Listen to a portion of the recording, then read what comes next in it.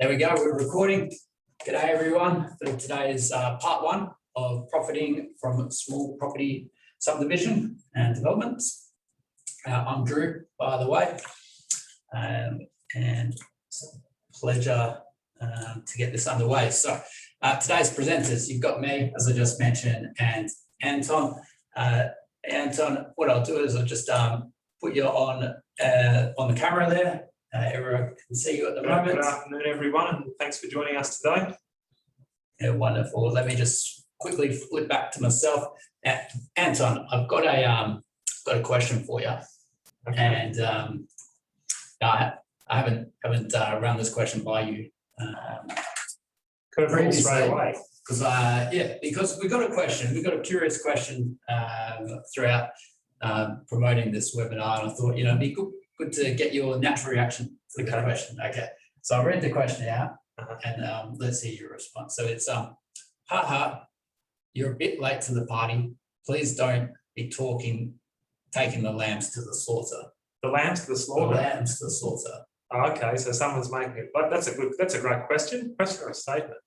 Yeah, I suppose. Yeah, a bit more. Take the lambs to the slaughter. I suppose a response to that question is that there's a lot of people jumping on the property bandwagon now that everything's going well. The reality is there's a lot of people that were moving quietly the 12 months before this boom, making some really great acquisitions. It's certainly a lot harder work in the current climate to be finding properties that are going to make you good money, simply because the market is so high and the seller expectations are so high on the price point. So when you're operating in a depressed market, it's a lot easier to achieve what we call buy value. So at the moment, you can still find good deals, but it's a lot harder to do. So I suppose there is a little bit of validity in their statement, leading lambs to the slaughter, but that's down to your personal circumstances. You lead yourself to the slaughter if you don't do your due diligence on a site before you buy it. What I'll say to people on that one is, at the moment, there's a lot of FOMO in the property space. I need to get into a deal and buy stuff. Property development is a business activity. It's an enterprise. It's not a get-rich-quick scheme, and it still falls to you to do your homework before you buy something. And if you buy anything at all, we've got a few clients at the moment we're still trying to find properties for. Some of them have been waiting 6 to 8 months. We still haven't found the right thing, but you'd rather wait to find the right thing before jumping in and getting yourself slaughtered like a lamb, I suppose. Yeah, that's a great response. I think also to be pointed out here is we promoted this webinar to all our clients and also out there on Facebook. So it includes people from across Australia. So I'm also a bit mindful that this question might also be coming from someone over the East Coast, which are in slightly different property market, I would say as well. It certainly is, and I think if we look at some of the broader economic factors around the place, it's certainly the eastern states that's looking like it's going to be in heavy unit oversupply in the next 2 years. So if there's anywhere that I'd be cautious of getting into property, to be over there, not over here. We've certainly got a few years of catch up to do. Yeah. Excellent. All right. Well, that was a question. Great response. Shall we straight under the bus? Get moving on. So a quick intro about Munro. We're the professional problem solvers. We help Australians build $1 million plus businesses. So essentially, what does that sort of mean? It means we do a lot of accounting work for business clients and investors. We do a lot of financial statements and tax returns. We do due diligence reports, particularly in terms of if you're buying a business. Also very heavily involved in the WA farming sector, and we do a lot of great work there. Particularly like to mention our Family Farm Survival Guide around succession planning. And we're also well known in at least presently, booming cryptocurrency space. Who knows where they'll go in the future, but if you do need any help there, we can help for sure. This is a Munro's webinar. We host these really about informing you so you can make prudent, informed decisions. So we've done tax planning in the past, home loan essentials, buying a business, Bitcoin, ask us anything, and we do regular client alerts to keep our clients updated and informed. So I suppose at this stage, we're talking about today's webinar. This is a webinar series on small property development, and it's split over 2 parts. Today we'll be covering how do property developers make money and how to find profitable development sites in WA. There will be part 2 throughout this webinar, and the next one that's also Ask Us Anything. We've got some pre-submitted questions. We'll start to make our way through those. If you do have any questions of your own, feel more than welcome to use the Q&A button. They're available through Zoom today live to submit your questions. We'll do our very best to get through these. And of course, disclaimer around today is all about just general information. It's not specific tax, financial advice, product advice.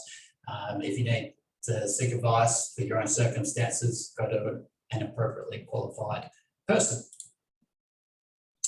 So given that, I think right before I hand over to Anton, the expert here today, what I'll do is I'll just launch a poll question. So launching the poll question now, just to find out where you're at on your property development journey.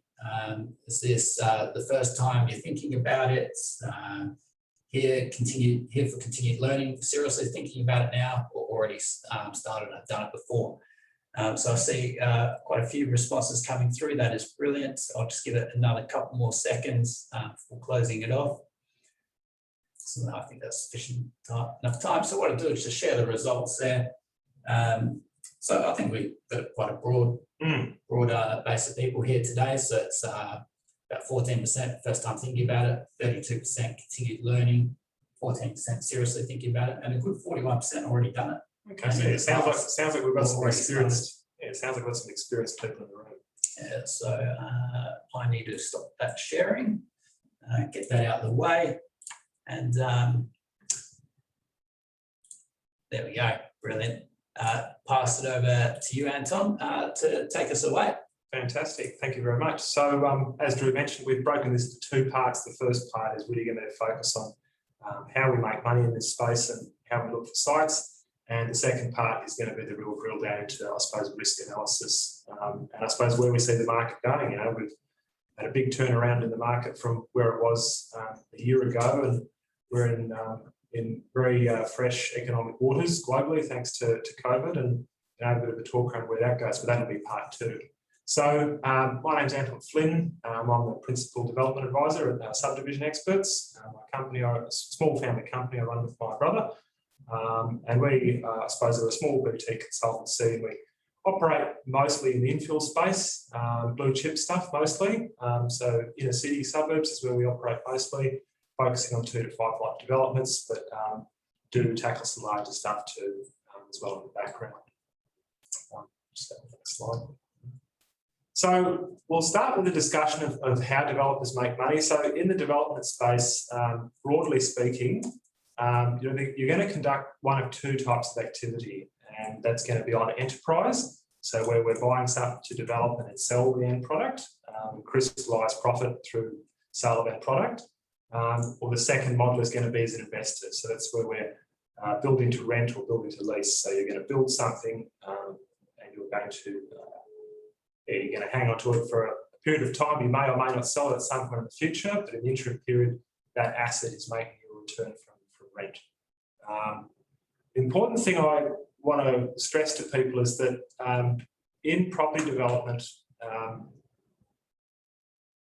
as opposed to investing, just buying an established property where people are looking for a rental return and to get an uplift in capital value over a period of time, which we do see that if we look at data historically, when you buy something, it's going to go up, usually about, I think it's about 7%, sort of every year is the running average for in most major capital cities. 6 to 7% is housing stock will go as a long running average though. In that time period though, there will be rises, so there will be times where the market runs really hot and also where it contracts. So we're talking about an average. And where developing property is assistant to people is that we're able to add value to property and make a return whether a market is in a growth phase, whether it's flat, and also sometimes if it's going down. So it's really, it's a timing game, which is something we'll talk more about later. But we can affect returns by evaluating through development independent of where the market is moving. As you get smarter and better at it, you will learn the timing you can use to really push that return more. We don't have to be reliant on it. So to that end, to develop effectively, you will end up employing a combination of valuating strategies in the near term, so that's 6 to 24 months. And then you can either use your sales proceeds or the equity uplift that you've created to either borrow against or use the money to repeat the process. So it's a statement I made at the very beginning. When we get to property development, this is a business model where you're building a business case for every single project you're doing. It's not a get-rich-quick scheme. And if it was easy, there's lots of money to be made out of every single site you see. Everybody would be doing it and would all be absolutely loaded. Okay, so we need to keep a cool head with that. So when we talk about valuating strategies, I talk about three things. So there is land development, so subdividing, so producing parcels of land that we can build residential dwellings on. There is construction, so the actual building of the dwellings on those parcels of land, or if you're in the process of doing multiple dwellings like apartments, that's creating equity up in the air. And then the final value-add strategy you have is renovation or the refurbishment of retained dwellings. And particularly in this smaller infill space, we're typically combining 2, maybe 3 of those strategies together to add value to property. All right? And which of those strategies we use, if we use all 3 of them, it's really the numbers, it's the feasibility studies we do that tell us where that is. So as an example, a couple of years ago, there was certainly a lot of value to be had in affecting a build in your development. So if you did a simple retain and subdivide, you might retain the front house, renovate that, subdivide off the block of land at the back, and then you could either build on the back if you had the funding capacity, either through equity or debt, or you might sell the front house to effect a build on the back. At each stage, adding clear value and crystallising some additional return. As the market changes and moves, that may be a different story. So certainly at the moment in Western Australia, we're seeing build costs and material prices. They're in free fall. It's an absolute runaway at how quick those are going up. Bricklaying has gone up 50% in 6 months for some sort of product, for certain types of product. So you need to look at the risk of that. That's not static. Where the market's at, that may change around the place. But we need to be very, very careful with that. Because we may be in a position where we're certainly seeing that in our feasibility studies at the moment, where I can't in great confidence always say that what you're building, the increase in cost by the time you're done is actually going to be, you'll actually have a commensurate or higher uplift in value in the market. So what we're doing and where we're buying is going to be very important. So we need to watch that. It's not static. Okay. So we can use any one of those 3 strategies in tandem or just one of them. That's really down to your personal appetite and your funding and what you can do to get the deal over the line. And we can do them concurrently or staged. So if you've got the money, either through debt or equity, to do the whole lot at once, fantastic. But the beauty of, I suppose, property development for people, particularly if they're starting out, is that you don't have to hit everything at once. You can strategically and very cleverly do, let's say, as a retain and subdivide, you buy the place, renovate it, subdivide, and then do the build. You can do it over a period of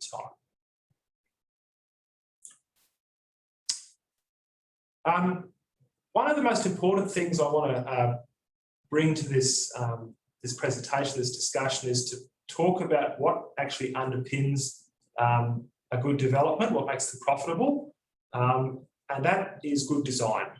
Now, what is good design? That is driven by the needs of the end user. Okay, I think very often people get carried away looking at yield on a site. If I can subdivide this into 5 or into 10, or I can build apartments on it, on paper it looks fantastic. But the reality is meant to look a lot further than that. There's the needs of the end user. So markets change suburb to suburb, city to city, And just because you can get the highest yield out of a site, so that let's say the max number of lots might be 10, your market research will actually tell you, perhaps with a bit of discussion with local agents, for example, or looking at sales data, that there might be a balance point where the highest yield is not actually the highest best use for the site.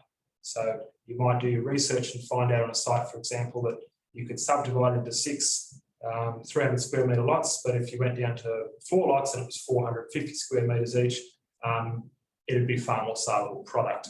And that's all part of the research we need to do. So it's thinking about the end user market segment that you're targeting. Okay. Now, in residential development, what we're targeting is the owner occupier. Okay. So there's different, I suppose, market segments that you can try and sell stuff to. There's investors and there's owner occupiers. You really want the owner occupier for the simple reason that the owner occupier will always make their purchase decision driven by emotion. So if you can present the right product to the market that they fall in love with, we all know from our own personal experiences when there's a certain, let's say, a wallet or a handbag or shoes or a concert you want to go to and you're very emotionally invested, you really want it, it becomes what we call an inelastic good in economic terms. And that's when you can start to drive price to places that are unreasonable, which might not be good for the purchaser, but it's certainly good for your pocket. Okay, so we need to think about that. Within the realm of owner occupiers, there will be many segments too. There are first home buyers, there are downsizers, there are second and third home buyers, there are we have dual income families. So there's lots of different segments in that, and which one you're targeting will be driven by your market research, primarily around who's active at the moment in terms of just demand and servicing capacity, but also suburb to suburb, there'll be different segments that are very active in those at one time. Okay, so I just say to people, when we do that research around the end product you're putting to market, we need to think about when we're producing lots of land to subdivide, or whether you're building stuff, can someone build a functional dwelling on the land that you're creating, so the new parcels? Will the dwellings you build meet the needs and expectations of the owner-occupier segment you're targeting or that are currently active in the market? So, for example, there's no point in going and doing a 3-lot subdivision with build in Leaderville and putting cheap, crappy housing on it. It misses the mark. Okay, it needs to meet a certain specification for the market segment you're targeting. Can the owner-occupier segment that you are targeting afford to buy your product? And we've got a whole slide on that. I think affordability is a very important discussion. Affordability doesn't mean cheap. It just means who has got the cash and serviceability to touch your product. So we'll talk about that a bit more. And is there foreseeable demand for this sort of product in the future? So when we look in a certain area for product types that are currently on the market, what has generally been selling well, you look at the demographics in that suburb, there's a whole heap of stuff in the background that you need to research quite carefully, because ultimately you are basing your feasibility, your forecast return on what the job's going to make on today's sales data. And it may behove you to have a look around, particularly if you're developing in sort of outlying areas, that there may be some large Peter or Nigel Satterley development that is going to be coming on the market about the same time as you're getting your product out there. And at that point, you're trying to sell an infill site when someone could get a cheaper, like in the gated community 10 minutes away. And at that point, you're going to compete on price, which is the last place you want to be competing. So you need to have some idea about forward stock as well. Yeah, and so I think there's some great advice there, and definitely key considerations in terms of feasibility. I know this is just a general comment, like whether it's property developing or operating a business or whatever it is, always think about that end user and the target market. Who are they? The specifics. The more you can drill down and know that target market, the better. So it's good to know about the target market, and generally like the owner occupier sort of being the best person that you could sell to in terms of profitability, most likely. Yeah. I've got a question for you. What about developing to rent? Does that change? Yes, the target market. It does. So rental affordability has become, I suppose, a key part. There's a lot of government reports around this at the moment where we're seeing that we have demographic shifts. Firstly, with younger people, that there are many that are resigned to the fact that they to live in the places they want to live, they can't afford to live there for a period of time. So they're going to save for a lot longer to get in there. And we're seeing I suppose, a generational shift, so it's courtesy of consumer behaviour trend, that they can't afford to buy there, but they still want to live there. So I think that's a buoyant part of the market. You know, I look in Perth and Highgate, I think the number of renters there, it's mostly young couples, for example, and a large percentage of them are just renting their properties. So build to rent models are fantastic, but I think you need to be very, very careful once again about the market segment that you're targeting, to research the suburb, what age demographic are they, what sort of product they want to live in. From a developer's perspective, we need to be very careful to differentiate build to rent and build to sell, because they have very, very different consequences. Firstly, from a tax perspective, for GST and for capital gains tax, but also secondly, your intent in the eyes of a lender, that also changes a lot. So when we're building stuff to sell, for most lenders, once you're talking through them or lots, you're off to the realm of commercial finance, which is, you know, by the time you've added line fees and the work, 7-8% effective interest. And the parameters are very different to an investor loan where, you know, you just use a normal residential mortgage just about on the small stuff at, you know, sub 3% interest rates to build something to rent out, because the risk profile of what you're doing is very, very different. Essentially, you are still paying off a mortgage over 20, 30 years, and in the bank side's doing that as opposed to exposing themselves to develop a risk for, let's say, an 8-month project period. They're very different types of activity.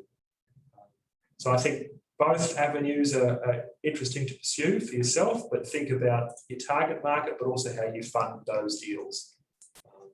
How would you think about this in terms of, like, if you're thinking about getting into it, but you're not too sure whether you go on, I want to build, develop to rent or to sell, and what about if you go in to the project thinking one way but then change your mind? What are some of the things that you've come across? I think if you speak to your accountant, you'll generally find that someone like Drew, that it's really important that you make up your mind on that before you start the project. So with our customers, when we find, so we'll put together a brief with them, okay, based on their budget, where they can buy, and we'll start doing due diligence on sites. Now, if we model it as a build to sell, I suppose, project, and we're not seeing a very, very high return in the spreadsheet in the forecast, there's only two ways we can change that. We can go, well, look, we need to reduce the residual value, so what we offer the vendor to purchase it, to get that to get the margin up. And if we can't affect that, they might go, geez, I still really like the property, and we're pretty sure there'll be capital uplift in the market over a period of time. So we're just going to do it anyway. We'll buy it. At the moment, if we built and developed concrete numbers, it might only make a 8-9% return, which isn't enough. But the rent return would be really good. So we'll build it to rent, okay? But that decision, that discussion, that feasibility is happening prior to the commitment to purchase the site, okay? Because we're always looking at off-market stuff mostly. And that's really important, because you might strategize very, very differently then in terms of the vehicle that you set up for the development to plan for your capital gains and your GST. So, for example, you know, very, very commonly we might have syndicates that set up in a build to sell sense, and we might have a company that purchases the property with shareholders, that each person gets their individual dividends at the end. If you then suddenly changed your mind, or you had to circumstantially because you're going to build to rent, so all of a sudden it's an investment type vehicle. Even years down the track, when you went to go and sell it as a company, you know, you wouldn't get any capital gains tax, I suppose, discounts. There'd be no incentivised benefit to doing that. So that's really something you want to get right at the front end.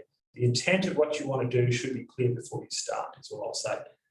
Unluckily, because the market might shift or you got something wrong, your circumstance might change, but it's really something you want to try and cross the T's and dot the I's on before you start.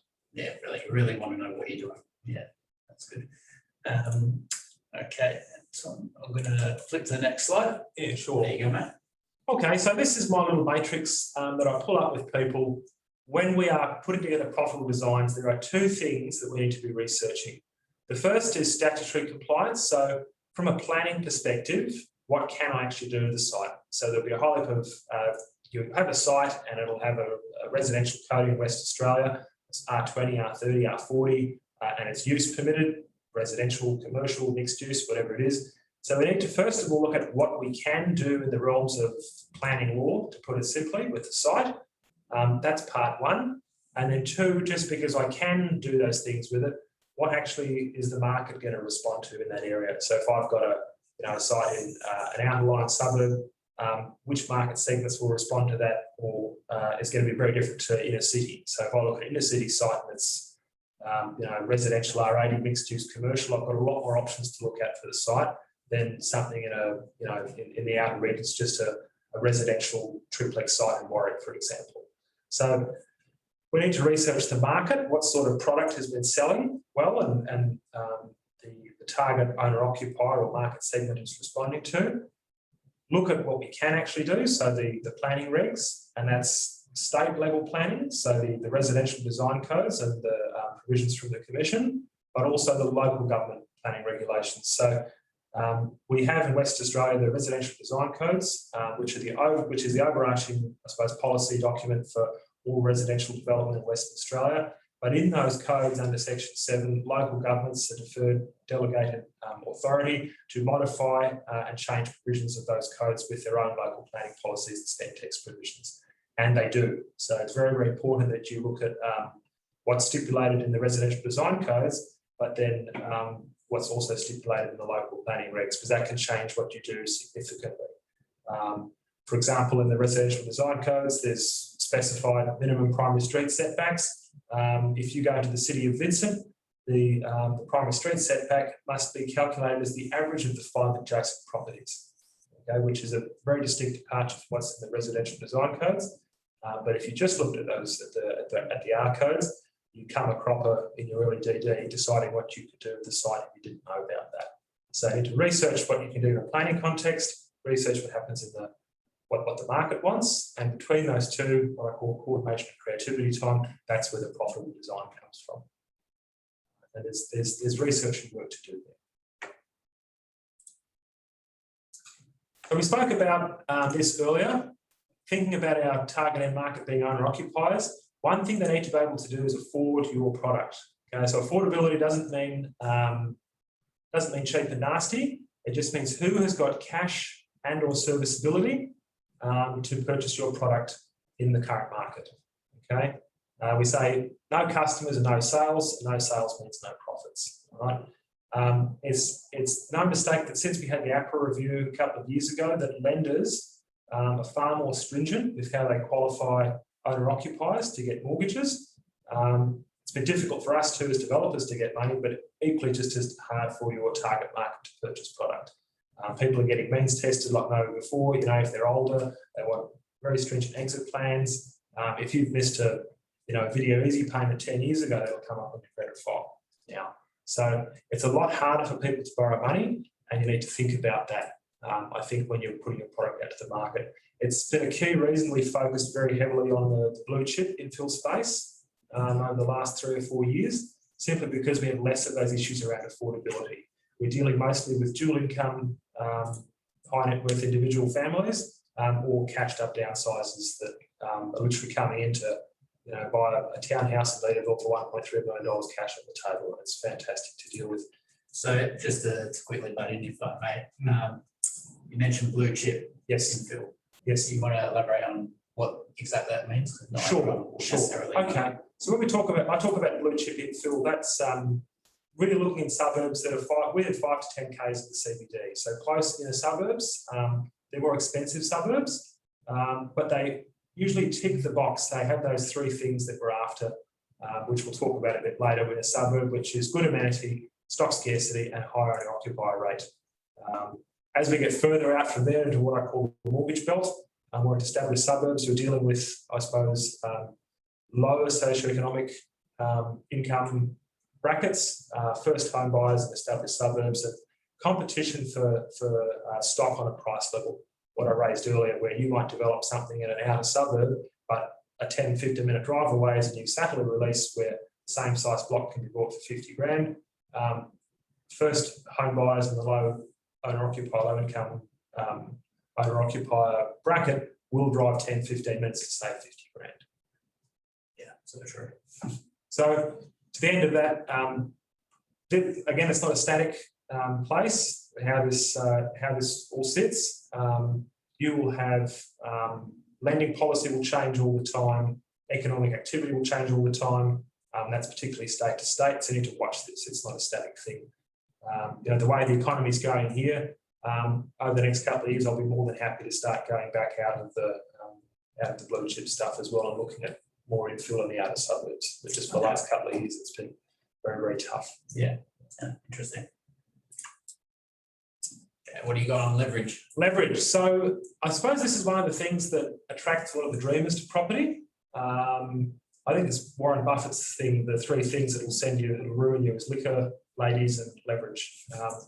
But in our perspective in property, this is what makes, this is where you can affect, this is where you make your dollar work harder than just a straight exchange. So we say the fundamental property development principle is leverage.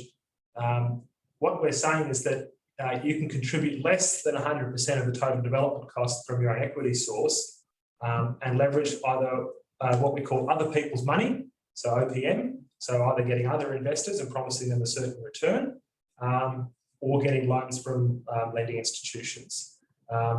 So we're able to minimise your own equity input and finance input and increase your own personal return. So I suppose the best way I put this is if on the next slide, I've actually got a bit of an example here. This is probably the best way to work through it with people.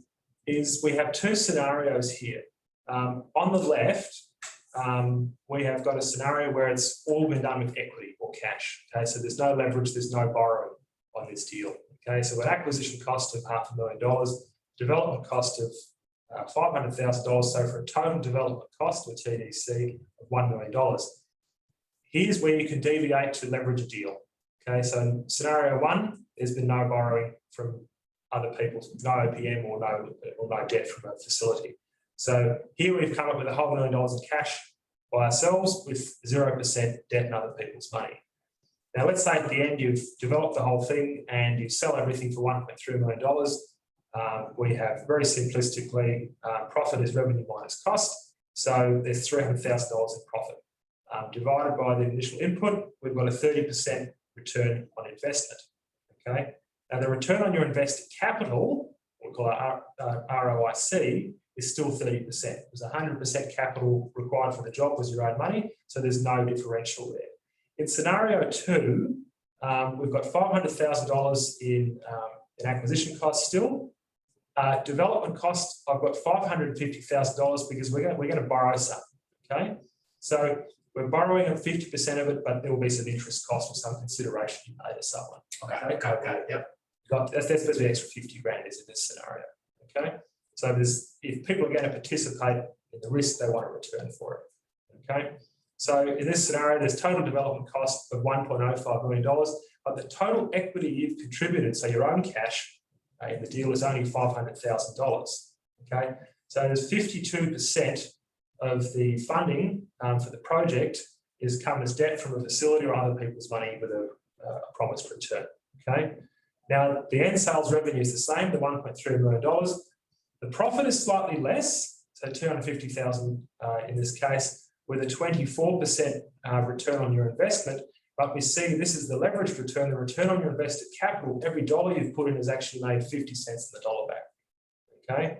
And if you look at the fact you put in $500,000 on the right versus $1 million on the left, technically you could have two such projects. You could have two scenario two projects running at the same time as running project one on the left. So this is this concept of leverage, and this is done skillfully. This is how you can really start to compound your returns in property development, where you can actually run several projects side by side, but also not have an entire amount of your own money dumped in one project at any one time. Okay, you can reduce your risk. Having said that to people, I see so much of this out there where people are obsessed with getting in over their head, tackling projects that they couldn't normally afford by borrowing, 90, 95% well, they've got it in their head, they can borrow 90, 95% with lenders' mortgage insurance or something, and then put, some of their own cash into the development costs. when we leverage deals, we don't like to go to the full build. Okay, so a little bit of debt is good, but too much is a bad thing. It's nice to have a project at a point where you should have, we like to have it at a point where there's sufficient debt coverage in the equity in the deal. So such as that if the proverbial shit hit the fan, if there was a repossession of the site, it should cover most of what's outstanding in terms of, let's say, construction debt. But that way there's little or no recourse past the deal. So you lose the money to enter the deal, but all of a sudden the guarantees you've signed, no one's coming after you for your house or other assets thereafter. I just advise people, I think it's very risky starting to gear things up really high, 80, 90%. When we talk about leverage, yes, the returns there are great, but I think that's a very, very risky place to go. Yeah, it's a very good point there, that the whole risk return dynamic and making sure that, you're not over leveraging yourself there. And I'd say probably recognizing that there are people out there who would push you to over leverage. So it's always good not to like FOMO into something, you're fearing missing out, or just feel the pressure, maybe take a step back, take a few days, talk to a close confidant and assess those things rather than just saying, oh, well, I could potentially make your hundreds of thousands. Watch that greed of yours. It's still a very good point. I suppose the last thing I'll just say on that is that this is where all the smart big developers, when they syndicate or you get prospectuses from Cube and all these big boys to buy into property developments, and they offer you a return of 20 cents in the dollar annually, whatever it is. It's when you look at these scenarios here, so scenario 2 where that's been leveraged, and there's a 50% return on invested capital, they can afford to offer you 20 cents in the dollar back. There's still 30 cents in the dollar for them to pocket. It's possible for them to raise the entire capital for the whole project, not put a cent of their own money in, give you a return and still make money. And that's, I suppose, the art of leverage. Oh, we just had a great comment. Talk to your accountant. They're a good sounding board. Yeah, look, that's the one. Yeah. So don't get carried away. Like I said at the start, I'll say it again. You're building a business case, and you've got to assess the sort of risk you're getting yourself into. There's project risk, but then there's debt risk too here. Okay, so we try to find a balance. The property cycle. Yes. So people get caught up in property. There's two things. They go location, location, location. That's one thing. But the other important thing is timing, timing, timing in property. So data we have over the last 40 odd years, close to 50 years now, tells us that most capital cities will experience 5 to 10 years of a growth phase, and they'll be followed by 3 to 7 years of negative growth, so retraction. So supply and demand will get to a point where the market will be undersupplied, there'll be more demand than there is supply, and that puts upwards pressure on house prices. And that will continue for a period, usually driven by economic activity, as we saw in Sydney and Melbourne for the last 10 years, a lot of students, a lot of different industry focus, a lot of IT, banking, whatever. There's activity going on, and when there's activity, people want to move somewhere, and that puts demand on housing stock. If there isn't sufficient stock, that puts upward pressure on housing units in terms of price.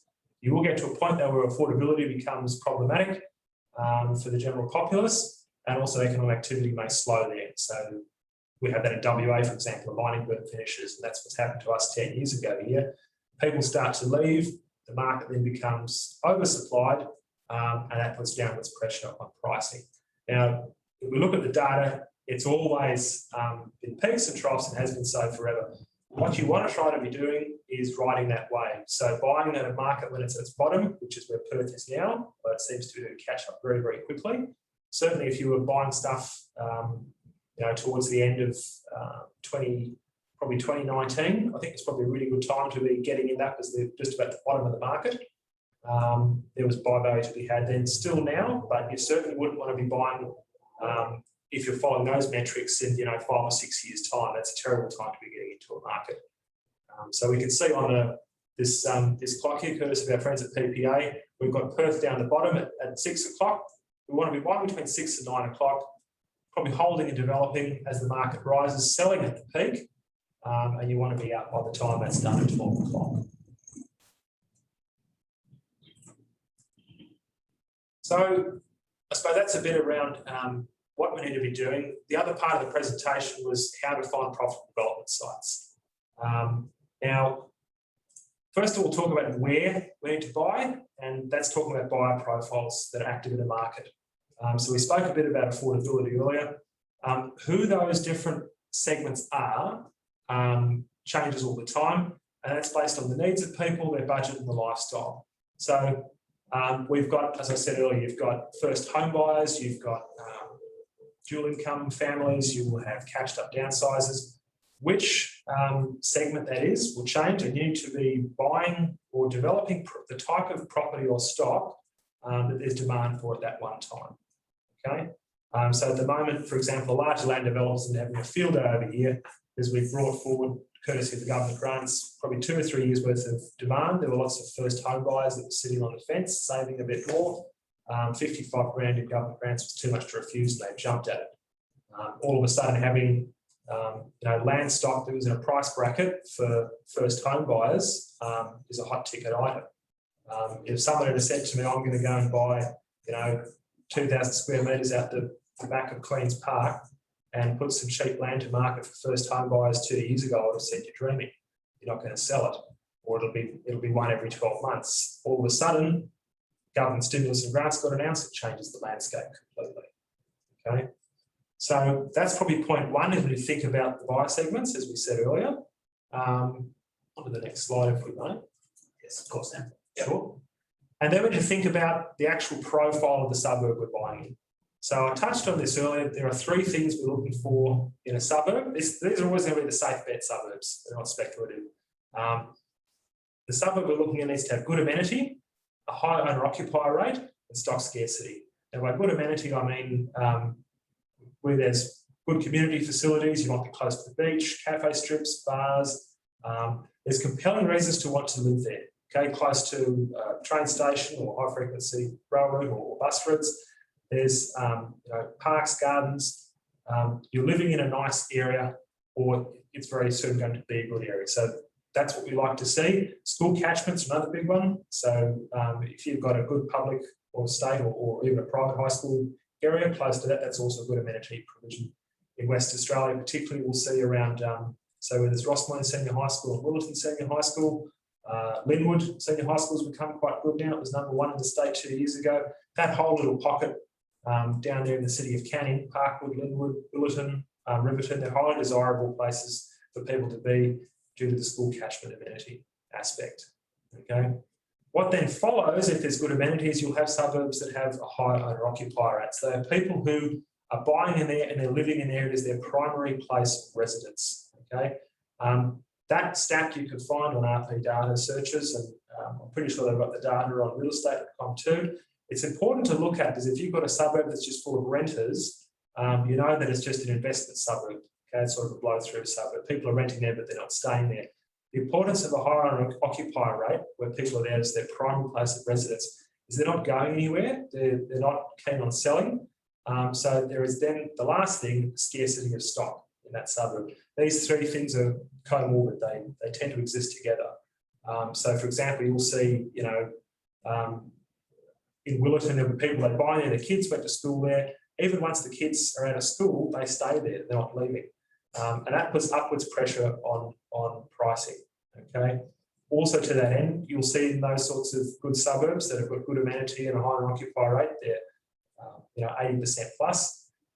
There's also a great scarcity of stock in surrounding suburbs. They can't even buy in the next one. So, there is, if you look in the Willertons or the Mount Morleys, there are no, stage 3 salary release of the next bit down the road. Okay. So this is where we want to be buying. Okay, research the suburb. Okay. So let's start with the suburb research. If you're happy with the aspects of the suburb and the sort of market that you want to target in that area, we need to do feasibility studies on the sites you find. Okay, that's something we'll speak about a little bit more in the next presentation, because that's really a risk parameter thing. Okay, we're going to feasibility studies, but the sites that you're sourcing, how you find them, is one of 2 ways: on the market and off the market. Now, I'll spend a bit of time talking about that, because at the moment the market in West Australia is really, really hot. Okay, And I'll say to you, if you're looking for value in a development site that's come to the open market, you're not going to find it. In a depressed market, you've got time to do your DD and you're able to negotiate. At the moment, most sites that are going, by the time they hit realestate.com or regular.com, they're going to sell for 50 to 100k over the asking price, and probably well beyond anything that's reasonable to generate a reasonable residual for you to make a profit as a developer. The problem with on market in a hot market like we have here running is that by that point you are dealing with what we call a motivated seller. Okay, they've been speaking to the real estate agent. He's told them we'll get this price, probably more. You've got a very, very difficult time haggling with those people. We don't make any of our acquisitions on market.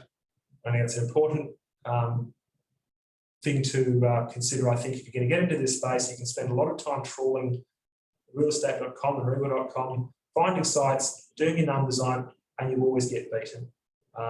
There's a number of reasons for that in infill space. The first, particularly in the market we're in, because it is so undersupplied, you as a developer are also competing with owner-occupiers who might buy your site just because they need somewhere to live.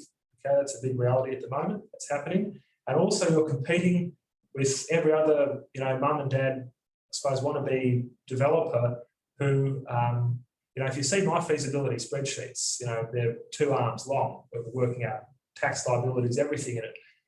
You can do a really good feasibility study on an on-market site, but somebody else who's just done a few numbers on the back of an envelope, forgotten a whole lot of things, will work out or decide that they can pay a lot more for the site. The end result's still the same. You've wasted a lot of time, you didn't get the site. So the real focus for you has got to be in off-market opportunities. Okay, how do you find that? We use some buyers agents to find results for us. So they're literally door knocking, getting to sites before they're going to be listed. So we might just get a heads up look. An agent they know has told them that they're going to list something in 4 weeks. But here's an early look. And if you come up with a good enough offer, I'm sure we can get it for you. We secure sites like that. Letterbox dropping, pulling up a suburb. We've done our suburb research. We like it for the following reasons: the amenity, the stock scarcity, the owner-occupier rate. And then you literally pull up a map of the suburb and you've just got to circle the stuff you like. Corner site here, corner site there, or, a 3-lot with common property site you like over there. You've actually got to do the work. So this is where the magic happens, is in finding the right site. And I think it's important that, unfortunately, if you're not comfortable doing this sort of stuff or looking for your own sites off market, you can get a buyer's agent if you want, but ultimately you need to start becoming comfortable with knocking on doors. Because then you are not dealing with what we call a motivated seller. You're dealing with someone who goes, 9 out of 10 might slam the door in your face, but one might go, oh, look, for the right price, I consider moving. We're going to move in 6 to 9 months anyway. That sort of response is music to your ears, because then you can work out an agreeable price now, probably get all your planning approvals in place in that 6 to 9 months, and then by the time they're ready to move, you can pay them, you de-risk the project, and you're not paying a silly price on the open market. That's very interesting. I think myself, not so much time available. I certainly wouldn't be interested in going out and doing the door knocking myself. So that's when you get a buyer's agent to come in and do that, and they're obviously skillful negotiators as well. Yes, I take it. Yeah, look, and then you're going to pay for that service, but I suppose if you're getting a really good professional, that they're creating value out of that process. It is a valid point. Most people are utterly terrified of the idea of negotiating with a complete stranger, and that's fine. You can outsource that. So that is then using a buyer's agent. All I will say is that a buyer's agent, to add value, should be finding you off-market or pre-market opportunities where you're not competing with everyone on the market. This is just my personal opinion. If you're getting presented with lists of properties that are already on the market, I'm not sure what value that's actually adding. You can outsource that, and yes, you are paying for that still. So, we'll pay anything from, depending on the agent, 1 to 2.5% of the acquisition price. But if they manage to secure you a site, particularly in a hot market like this, at a fair price, and I need to pay a small percentage of that without having to deal with the open market, it's well worth it. I'd say to people, and as the market gets hotter here, I think people will start to warm more and more to the idea of using a skilled buyer's agent. buyer agent take a fee no matter what the result is, or is it all results driven? Some will take a small fee up front and then a percentage on settlement if it's successful. Others just charge a higher fee on settlement if something's successful and no fee up front. It's really up to them how they adjust their fee scale. Others just charge a flat fee of 10, 15 grand, whatever it is. They all price very, very differently. But none of them will charge you a large chunk of money unless they're successful. Some might just charge you a few grand up front for their time on research, and that's fine. That's down to their personal time.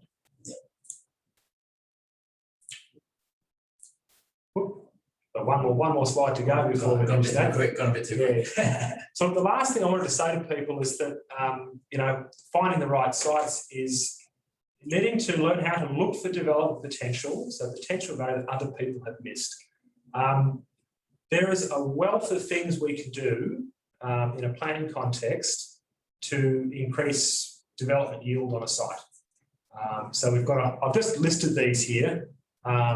So you can learn about these in detail, and we've got a book and an online course, or you can come and see us in a class. But there are a whole heap of provisions for variation and concession in the residential design codes, and then also sometimes listed in local policy, planning policies and scheme texts that will allow you to increase, I suppose, the yield and the development potential of the site. For example, there's a provision in the town of Bassendean where all, in their scheme text, where all R17.5 and R20 code corner lots, they'll automatically consider an application on those up to the R25 coding, provided a few additional criteria met, mostly to do with everyone having direct street frontage. Now that sort of stuff, that's not in the R codes, that's a specific one-line sentence in a local planning scheme text, okay? And how many people who are looking at sites everywhere do you think know that? Probably not everyone. When you find an area you like and you're going to target sites there, become an expert on what additional things you can do to increase the yield on a site, right?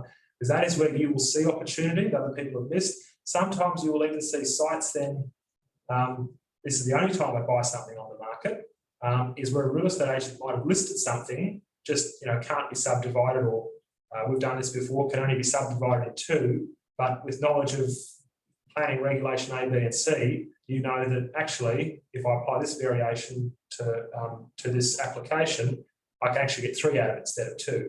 And then you're paying, the agent thinks he's selling a 2-unit site, it's actually a 3. You wouldn't share that with him, but that's a way then to see value that other people submit, there's development potential and value uplift that other people have missed. So you need to get very, very smart on applying concessions and variations with your applications for subdivision development, with state planning regulation and policy, but also looking at the particular nuances in local government planning policies and scheme texts.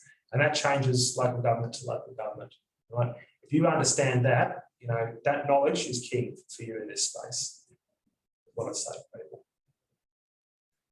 Okay, so let's make sure everyone can see me for the moment. Okay, so we're up to the Ask Us Anything section. We've got about just over 5 minutes left, so that's great. We'll get through a few questions today, and then obviously we've got part 2, so we can get through more next week. So just make sure everyone knows we have been recording, and we will be sending out a link to the recording in due course. Okay, so we've got question number 1 here, which is, can I use a super fund to carry out a development? I suppose from my point of view as an accountant, we can see the advantages of wanting to use super funds because the superannuation tax environment is incredibly low. So great tax outcomes can be had there. But super funds are also very highly regulated, which means that there will be a lot of box ticking. And if we don't manage to tick all the boxes, there could be some really severe consequences for not making it. So it's sort of a technical answer would be, yeah, it is possible, but more of we would have to look very deeply into that to determine whether it is actually feasible and practical. Would you concur? I'll just add to that. So I think that's a good way to put it. It's a great question. Technically, it's doable, and I've seen it done. The legalities, that's a little bit more shady as to whether you should be doing that. The only thing I'd say to people, if you're going to, I've seen this touted by many people, use your self-managed super, get into property developments. One of the major problems with superannuation, and you can do this as inventive as you want with structures going backwards, is that lenders have got no recourse to super funds. Okay, so there's no security of debt risk there. So typically, I've seen it where people try to put self-managed super into syndicates here and there. It really depends. There are not many lenders that will see that, not run for the hills, right? Because the reality is they can't take security over the super fund if everything goes wrong. They can't get a personal guarantee from the super fund. Okay, so as much as it seems like a great thing to do, it's actually it's like B. If you were going to do it, most lenders would look at it as B or C grade money at worst. At best, sorry. Great points. Okay, so the classic estimating costs involved. Must get this all the time. Look, every single job is going to be different. People love the idea. With building, you can fairly well work out from an estimating perspective, a gross square metre rate for a property, whether it's single story, two story, and based on the finishing spec that goes into it. Where things get more difficult is your subdivision costs. Okay. Think of every single site can be very, very different. What's the frontage? What's the slope? The profile in the ground. Is there clay below the ground? Is it sand? Is the soil going to drain? It's always going to fall to you as a developer to remediate a site so it can be built upon. So all I can say to you is that the more development you do, your database from similar projects will get better, but there's no such thing as just saying, oh, look, it's flat 50 grand a block for subdivision, as an estimating thing. It's just not the case. And when we're doing bigger developments, so, 100, 200 lot subdivisions, I can speak to civil engineers and they can go, look, for that, turnkey putting an idle satellite estate to the market's going to be between, let's say, 65 and 85K a lot. In the small lot space, the economy of scale is different and every single dollar counts, okay? So based on where the sewer location is and where existing underground power is, where data and telco is, that'll all change site to site. And you don't want to be using round number estimate or just whole lump sum estimates in there. You want to cost it quite accurately if it's going to affect your margin and, more importantly, the residual that you can offer for the land, which is something, the residual thing we'll talk about next time. Okay, so we're going to skip a few of those questions for now and leave that for the second webinar and just quickly answer some of the questions that came in today, related to today's topic. It is what commercial property interest rates are you seeing at the moment as compared to about 2.5% residential investments? Sure. At the moment in West Australia anyway, we've practically had, it's been second, third tier and private lenders who've been most active in the commercial lending space. Development's been a dirty word from the big four for a long time. So we've been seeing rates probably from 7 to 9% commercially, some with and some different fee structures. So for example, there's a big favourite here in WA is the RSE property finance. They're currently at 6.95% plus establishment fees. But they assess deals, case by case basis. That could go up, could go down. Then I have, I know that P&N Bank have re-entered the space here quite recently, but they're being very conservative and cautious. And Bank West will still fund some commercial stuff here too. Their rates are lower, the 4 to 6% mark start. But the reality is by the time you add all the line fees on undrawn capital and the evaluations and legal fees, it always falls around the same anyway. So I'd say to most people that commercial space is going to be between 7 and 9% for a good deal. But there's distinct advantages to using commercial finance. For example, they're still going to assess the on completion value of your project, not just the land and the development cost. So what we'll do is we'll answer one more as we're ticking over the hour, and then we'll save the rest shorter for the next one, which is wouldn't mind getting that property clock. Someone has asked to get that. And interesting to see where Perth is on the clock. I don't put it closer to 6 to 7 o'clock. I think, as you actually did mention during the webinar, you probably would have actually had it a bit further along now. Yeah, look, it's probably a bit further along. So that clock, if you go to Performance Property Advisory, Google PPA on your friend Google, you can subscribe to the mailing list, I'm pretty sure, and I'll send that to you, because that gets updated on the mailing list every 3 months.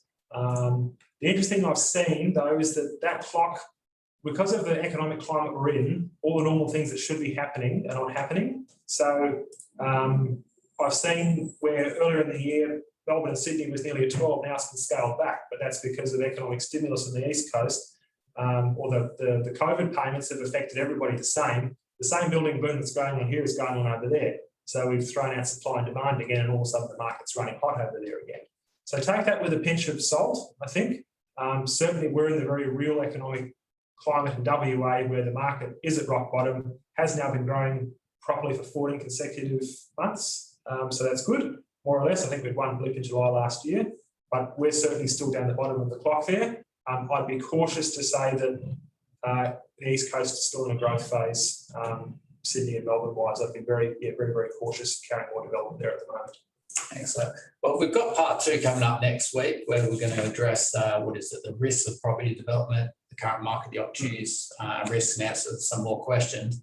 And I believe you wanted to announce something about next week. I was going to say for everybody that actually attends next week and logs in. So the 22nd of May, I have a full day course on a Saturday that I run, which is planning and designing successful developments, where we spend a whole day looking at feasibility considerations, how to do studies properly.